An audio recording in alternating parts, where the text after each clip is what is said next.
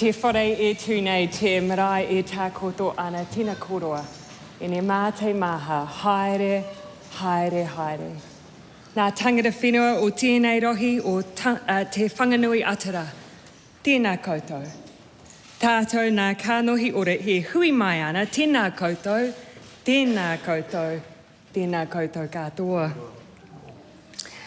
Mr. Speaker, when it came time to pen these words, my father suggested that I go back and look at the first ones I shared in this House. I remember writing my maiden speech so well. I was 28 years old. My family were living overseas and I'd only moved back to New Zealand a few months prior. If I'm honest, I was probably more than a little shocked to be here. A feeling that even after 15 years never quite left me. But the reasons I came here, they never left me either. They're all there in my maiden speech. Climate change, child poverty, inequality. I am, after all, a conviction-based politician. And I've always believed this to be a place where you can make a difference. I leave knowing that to be true. But despite that, I've become used to my time as Prime Minister being distilled down into a different list. A domestic terror attack, a volcanic eruption, a pandemic. A series of events where I found myself in people's lives during their most grief-stricken or traumatic moments. Their stories and phases remain etched in my mind and likely will forever. That is the responsibility and privilege of the role of Prime Minister. A role I never thought I was meant to have. It's fair to say that 2017 involved a surprising chain of events. At the beginning of the year, David Shearer announced that he would be leaving the opposition benches and Parliament for Sudan. It was remarked upon at the time that this was apparently a more appealing prospect than being in opposition. I found myself in a by-election for Mount Albert and soon after that as Deputy Leader of the Labour Party. But that was just the half of it. It was the 1st of August and we were a mere 7 weeks out from an election when Andrew Little stood down as leader of the Labour Party and nominated me to take his place. I've always found it hard to explain what that period felt like. It was a cross between a sense of duty to steer a moving freight train and being hit by one. And that's probably because my internal reluctance to lead was matched only by a huge sense of responsibility. Andrew, I likewise know that you made your decision with that same sense of responsibility. And while I have never known whether to curse you or thank you, I'm grateful for the faith you always had in me. The 7-week campaign that followed was frenetic. Mike Jaspers, my Chief Press Secretary at the time, recently reminded me that a week into the job, after a very long day, I fell asleep on a plane, woke up with a start, and asked him if I was still the leader of the Labour Party. Those few short weeks were also a blessing. There was no time to be anything but myself. And I also had the chance to be involved in everything. A real treat for a control freak. I remember sitting at my desk in the home that Clark and I shared in Auckland, writing a campaign launch speech. I knew I wanted climate change to be front and centre because I believed it would define our generation of politicians.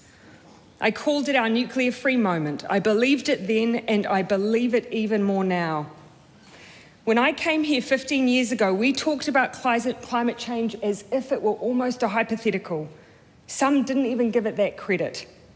In 2008, I sat in that lobby as the ETS was weakened and the yo-yo of climate policy continued. But in the intervening years, we have seen firsthand the reality of our changing environment. From Northland to Coromandel, Tokomaru Bay to Bulla, and I've seen the people it's impacted. Like the elderly couple on the west coast who had lived in their home for their entire married lives.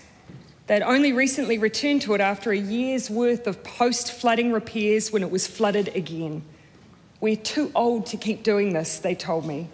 They've not returned to their home. Now, I know there is politics in almost everything. This chamber understands why more than anyone, but we also know when and how to remove it. When crisis has landed in front of us, I have seen the best of this place. An absolute focus on the care of others, on preserving life and helping people when they need it most. Climate change is a crisis. It is upon us. And so one of the very few things I will ask of this House on my departure is that you please take the politics out of climate change. There will always be policy differences, but beneath that we have what we need to make the progress we must. We have not just a credible but an ambitious NDC to reduce our net emissions by 50% by 2030. We have the Zero Carbon Act, carbon budgets, an emissions reduction plan, and a climate commission to guide us. We have business on board and the primary sector working hard on a shared set of goals, and it's making a difference. We're starting to see our emissions come down, with total greenhouse gas emissions falling to their lowest levels in 8 years. But New Zealand needs this place to provide them with certainty that you will keep going. So do. We owe it to the next generation, but we also owe it to ourselves.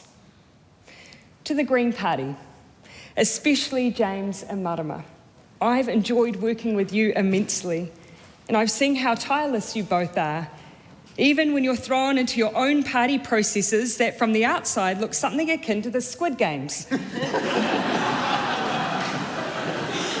Thank you for the personal support I have felt from both of you. A friend of mine taught me early on in politics that there is no point looking back in anger, and I feel no need to when there are so many things I feel proud of, things that I know are different or better because we had a Labour government, like our work to uphold the treaty by crossing the bridge more often, the creation of the Māori Crown Relations portfolio under the excellent leadership of Calvin Davis. Thank you, Calvin. The stewardship of Te Arawhiti, the establishment of the Māori Health Authority, the growth of Te Reo Māori, the evolution of how we see ourselves as a nation through the teaching of New Zealand history in schools, and the creation of Matariki, our first Indigenous public holiday. Yeah. The path we travel as a nation will not be linear, and it won't always be easy.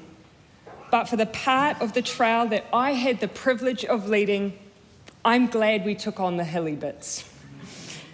It's fair to say that all told, we had a few mountains to climb though. I always wanted to be part of a government that had a focus on children. I can't exactly pinpoint the origins of that passion, but I've talked many times of the distinct memories I have of children in poverty during the 1980s. And so it was with much excitement that I was lucky enough to take on the role of the children's spokesperson from Annette King while in opposition. Annette had already done a huge amount of policy work, a trait of Annette's that she was well renowned for, almost as much as her relentless attempts to set single people up. But there was still space for further child poverty initiatives, so we got to work creating policy that was ready to be rolled out in their first 100 days of office, including the Child Poverty Reduction Act. In 2017, when we first formed government, almost 1 in 5 children were living in poverty. Most child poverty measures in New Zealand were going backwards. Now, I am not here to say that everything is perfect now. It is not.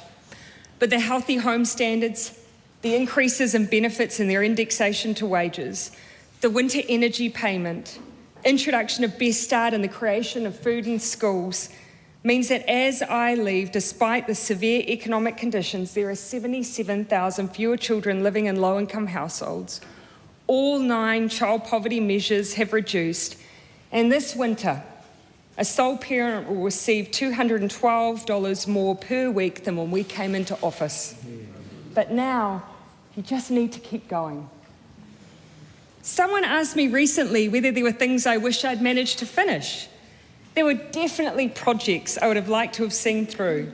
Projects like the restoration of the St. James or the beginning and completion of Tokelau's airstrip, a project I felt strongly about after visiting this beautiful but remote realm country. I know if they'd told me in advance that visiting Tokelau in the absence of a place to dock would instead mean climbing onto what looked like an IRB whilst it's hanging over the side of a moving ship and then being dropped into the ocean by a very qualified, I'm sure, but very young-looking sailor, all while straddling what looks and feels like a unicycle seat whilst wearing a pulatasi, I would absolutely still have gone. I just would have worn bike pants. But aside from such projects, there were very few things I aspired to do in politics that have a natural end point. Poverty, inequality, ending environmental degradation. If you ever claim it's job done on those issues, you set the bar too low. Politics has never been a tick list for me. It's always been about progress. Sometimes you can measure it, and sometimes you can't. We won't ever know the long-term benefits of banning conversion therapy, especially for our young people, or what it means to our Pacific communities that we finally apologise for the Dawn raids. There will be no list of the lives saved because of the banning of military-style semi-automatic weapons. We won't know how we left women feeling about the ability to make their own choices when this Parliament decriminalised abortion, or when we improved pay equity, put period products into schools, or reached 50% representation of women in Parliament. And while these things may not feature heavily in the history books when they write about the years 2017 to 2023, which will likely be a very heavy few chapters, they are still nonetheless things I feel very proud of. There are things I feel confident will feature, though. A valedictory is not a place to summarise a pandemic. No one has the time for that kind of group therapy. There is no question it was an incredibly tough experience for our nation at the bottom of the world. And I will concede a tough experience personally. I've spent the better part of my professional life anticipating risk and worrying about it. The pandemic put that trait into overdrive. For roughly 2 years, there were certain people that when they called me, I would go into a cold sweat and have to sit down. If I was on the road and in a meeting and any of my staff had to leave the room, it would have the same effect. Not a case, I would quietly think. I remember all too vividly a visit to Auckland University in August 2021 when then Minister Hipkins got one of the dreaded health calls, the one that led to the Delta outbreak, and what was, I believe, the hardest part of our COVID journey. I called Clark and simply said, "Code red." He picked up Neve and we had 30 minutes to pack and get to the airport, not knowing it would be many months before we returned home as a family. So long in the life of a small child, in fact, that when we came back to our home in Auckland, Neve asked me where the toilet was. I've often been asked what the hardest thing was about COVID. There were so many, but the unknowns was definitely one of them. I had a call with my Chief Science Advisor, Dame Juliette Gerard, very early on. I'd been thinking about how we managed the border in the future and so asked how long she thought it would be before we would have a vaccine that might help us do that. Well, if we're lucky, she said, I'd say 5 years. I slumped into my chair. COVID made me sit down quite a lot, as it turned out. Thankfully, though, we had something better than luck on our side. We had science, and I remain forever grateful for that. But that wasn't the only thing that got me through. Firstly, I always knew there were New Zealanders out there doing it tougher than whatever we were experiencing on any given day, and it was them that we were there to serve. Secondly, I was surrounded by wonderful, smart, compassionate people trying to do the right thing. We didn't always get it right. I didn't always get it right. But we were always motivated by the right things. Thirdly, and most importantly, We went in as a nation with a goal to look after one another, and we did. A few weeks ago, to mark my departure, Dame Juliet gave me a mug. It had on it a graph depicting excess lives lost across developed nations. New Zealand had fared the best. If it wasn't so unorthodox for a valedictory, I would probably hold it up for no other reason than I love a house prop and to remind everyone what it was all for. You saved people's lives. Was it hard? Absolutely. But we'll never know who you kept on this earth to know how truly worth it was. To Dame Juliet, Sir Ashley Bloomfield, Dr. Caroline McElnay, Dr. Ian Town, Grant Robertson, Julia Hayden-Carr, Leroy Taylor, Andrew Campbell, Holly Donald, Brooke Barrington, Rob Fife and Raj Nana, and later Chippy and Aisha, you are part of a core team of people I relied on through that period. You and Alison Hull sausage rolls. Thank you. We did lose other things along the way. One, in some ways, was a sense of security, that we can engage in good, robust debates and land on our respective positions relatively respectfully. But for some, that didn't happen during the latter stages of COVID. And while there were a myriad of reasons, one was because so much of the information swirling around was false. I could physically see how entrenched it was for some people. I was in Whanganui when a visit I was meant to make to a vaccine bus was called off because of protest. After a few hours, the protest passed and I went back, not wanting to let the people down we were due to visit. There was one lone protester still in the vicinity who, as I left, started shouting at me. They were mostly focused on a particular conspiracy that was completely false. So I stopped, doubled back, and told them that.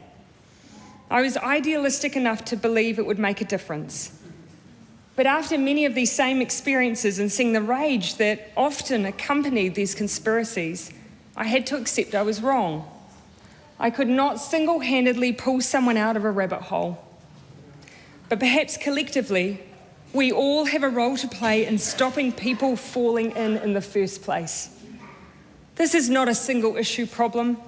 I've seen the same fractured debates based on distorted half-truths and complete falsehoods emerging on a range of different subjects. This is not a question of free speech. Free speech is a right this House is unified in defending. Those who try to dress up the issue of disinformation as being an attempt to silence people are ironically themselves shutting down a discussion that must be had. Debate is critical to a healthy democracy, but conspiracy is its nemesis. Now, the answers aren't easy, but having witnessed what it can do to the corners of our beloved country, when perhaps we considered ourselves immune, I can tell you they are answers I will keep looking for. There were many moments that have left me bereft, though. I still struggle to talk about March 15. There is an image from the day after the attack that was taken of me through a window. And I don't believe I've mentioned what was happening in the moments it was taken. We'd brought together a group of politicians to travel to Christchurch, and the Defence Force carried us. On the way down, I'd seen the front page of the paper and the image of a member of the Muslim community covered in blood in the aftermath of the attack. It was a devastating picture. As we arrived at the meeting venue in Christchurch, we were greeted by a range of community members. Sitting in the front row was the same person who had only hours before been photographed. As he stood to speak, I did not know what to expect. But what came next was one of the most profound memories I have of that period. He thanked us. Here was someone who had been through the most horrific experience I could imagine. And he thanked New Zealand and expressed gratitude for his home. There is much we must all continue to do in the aftermath of March 15. I consider the work of the Christchurch call to action amongst them, and I feel honoured and grateful to continue work on the issue of radicalisation and violent extremism online. But the most significant task for us all, as a nation, is to live up to the expectations that those who experienced it have of us, to deserve their thanks. To the Muslim community of Aotearoa, New Zealand, you have humbled me beyond words. Assalamu alaikum. Mr. Speaker, having sadly seen our nation in horrific moments of grief, I've concluded that countries, they don't move on from tragedy, rather they become part of your psyche. But the way these moments weave themselves into our being will be determined by how we confront them. We've never lost more lives in New Zealand in a single tragedy than we did in Erebus. Time may have passed, but the deep loss from that event has not. Apologising for what happened was the right thing to do. Now the least we owe families is a memorial. As for the Pike River families, it was an honour to see through the promise we made to you, but an even greater honour to get to know incredible people like Anna Osborne and Sonia Rockhouse, who I consider friends.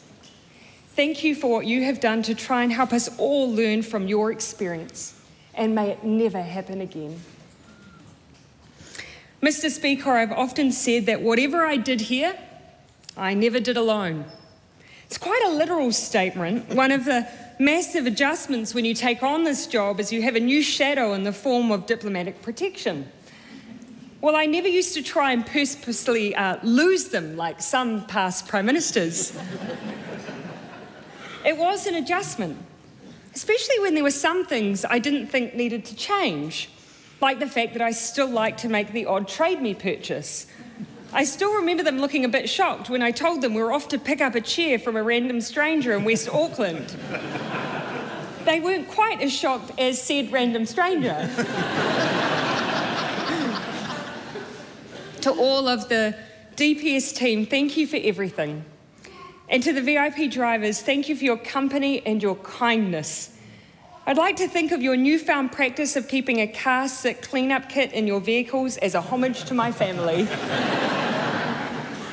To the Labour Party, who have been like my family, especially the presidents I had the privilege of working with, Nigel, Claire and Jill, thank you. My nana joined the Labour Party in 1949. My Auntie Marie was the next to take up the baton. She never passed it to me as such, more like she whittled a second baton and told me to run with her whilst yelling instructions along the way. I've long said that I started in the Labour Party as a volunteer delivering flyers, and that's where I will return, happily. To the Mount Albert team, and prior to that, Auckland Central, gosh, you were patient. Thank you all. To Teresa Colgan, who had served multiple Prime Ministers, but most importantly, has served thousands of people. You're one in a million. Barbara Ward, who has been by my side through every major political event, but much more importantly, for every major life event. Thank you for being my friend. To those who went before me and taught me much, Helen Clark, Phil Goff, Marion Hobbs, Trevor Mallard, Darren Hughes, and of course Annette King, who has become my mentor, friend, and one of Neve's favourite aunties. Thank you. To the PMO team, my SPS Leroy, who flattered with me some 20 years ago. Never would I have dreamed when I used to cook you minute steak that one day we would find ourselves on the 9th floor, but I'm so glad we did. Joe, my favourite Irish, Rachel, Bridie and Chrissy, Philippa and Ian, who both led amazing teams, Dinah Okabe, who literally read every piece of correspondence that came our way and still maintained such a positive disposition. The wonderful advisor team I had in both PMO, but also in PAG, you were all exceptional. The tireless, wonderful, tough, and also randomly emotional Andrew Campbell. And the press sex, including the B team, who had the worst job in the world given my reluctance to be in the media. Holly, who has the biggest heart but the sharpest mind.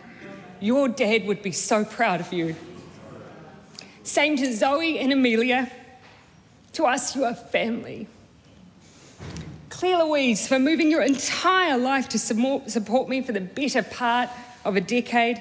And finally, to my chiefs of staff, Mike Monroe, GJ Thompson, who provided the cover we needed, and finally, Raj Nana.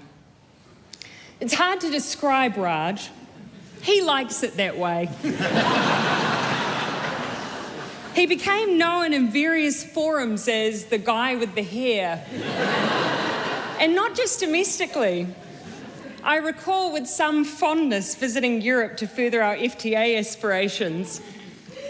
We met with what, for the purposes of this story, I will describe simply as a leader within the European Union. At the beginning of our meeting, he greeted Raj as the one whose hair he'd admired in the bios he was given. Clearly, admiration from afar was not enough. And by the end of the meeting, he could no longer restrain himself. Rather than shake Raj's hand, he reached up and zhuzhed Raj's hair as if he were a hairdresser in a Pantene commercial. I put at least some of our FTA success down to that head of hair. Raj, I hand on heart believe you sacrificed as much of any of us for 5 years. You and your beautiful family, Jane, Magnolia, and Saffron. You prefer to be behind the scenes, but I want it to be on record that New Zealand owes you a debt of gratitude. You were there for March 15, for Whakaare, for the pandemic, and you were there for me. Thank you. To my family, people knew we were connected and you copped a lot of flack. My dad stopped watching the news for 5 years. Mind you, he comes from a long line of media protests. My nanny used to turn the television off whenever Muldoon came on. My mother took a different approach. During COVID, she took up the practice of sending me her own personal thought for the day.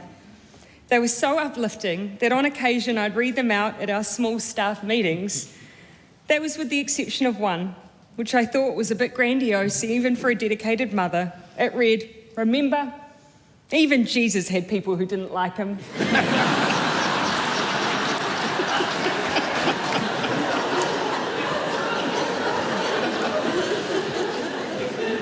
To my family, thank you for all your patience, your love and support.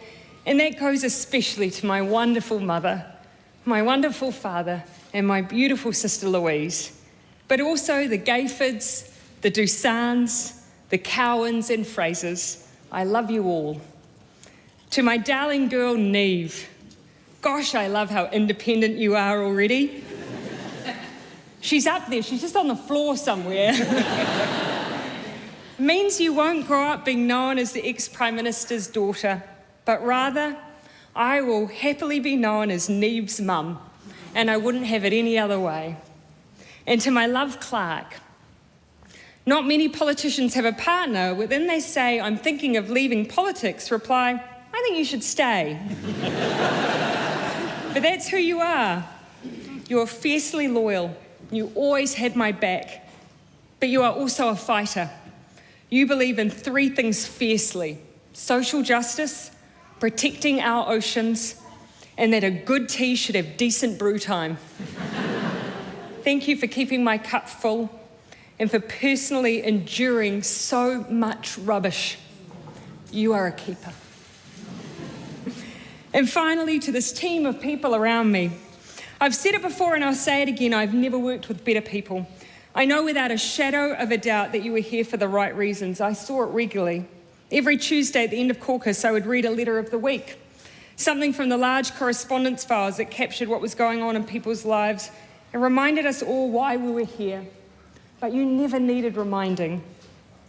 I leave behind great friends among many of you. But I do want to pay special tribute to Grant Robertson. Grant has been both an office mate when I came into work in Parliament and then a benchmate. He often credits himself with having taught me to swear. When it suits him. I recently had a wee slip of the tongue in this house when referring to David Seymour. And I didn't see him take any ownership of that wee comment. Despite, I should add, being caught on the mic agreeing with me rather profusely. It's fair to say I took the title of Deputy Prime Minister very literally. For me, we were a team. And that is how I'd like the history books to record the major milestones and challenges that we faced. I did not take them on alone.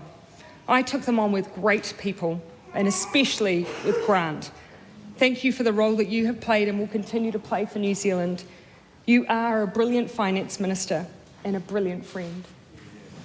I know I leave this place in good hands, especially with the leadership of Deputy Prime Minister Carmel Sepuloni and Prime Minister Hipkins, or Chippy to me. I was thinking of ways that I could summarise who Chippy is for me. It's not just who he is in a crisis, it's who he is in life. In the aftermath of Cyclone Gabrielle, I called Chippy to see how he was. I could hear I was on speakerphone as he described another busy day. "What up to you now?" I said. "I'm making the kids' lunches for tomorrow," he said. He then went on to describe in quite some detail what he was planning to put in each corner of their bento box. It's fair to say he lunchbox shamed me. Chippy is thoughtful, focused, and importantly, he's caring. We're all in good hands. And now it's time for me to leave this place to the amazing people around me. But I want to spend the last few moments I have here talking not about why I joined them, but why others should. And not just in Parliament, but in leadership. Most of you know my story. I don't consider myself to have had anything in my life that made me especially extraordinary. I was a child of the 80s, born to the son of a drain layer and the daughter of a farmer. My parents worked hard, really hard. My father was a policeman. My mother ran the canteen at the local school. They also ran an orchard for a few years, all while working full-time. My sister and I were the first in our family to attend university. I was anxious about taking a student loan on, so I worked multiple jobs and entered speech competitions. Or to be precise, my mother entered me into them to try and earn a little extra money to put myself through university. I was a warrior. I anticipated that everything that could go wrong would. Some might say the worst possible character trait to have as a politician, or the best, depending on how you cut it. While I convinced myself that you cannot be a warrior and be in this place, you can. You can be that person, and you can be here. I'm sensitive, or as Maggie Barry once called me, a precious petal. I remember in my early days being thrown by the odd nasty comment or negative commentary. I even went to Trevor Mallard for advice on how to harden up.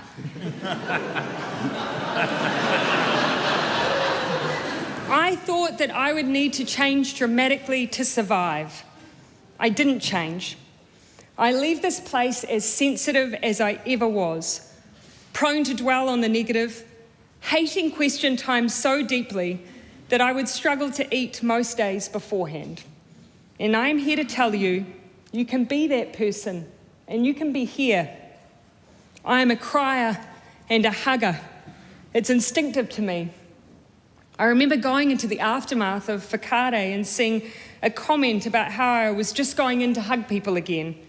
It stuck with me, so much so that when a first responder who was emotionally telling me about their experience, I had an internal argument with myself as to whether I should comfort them when I knew I would likely be criticised. I would rather be criticised for being a hugger than being heartless.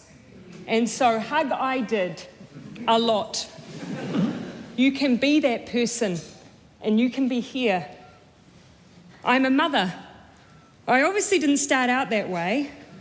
When I ran for Parliament in my 20s, I remember being afraid that I was choosing a path that meant I wouldn't get to have children. Because who has a personal life in Parliament? I was lucky. The job brought me to Clark, but having kids was a whole other challenge.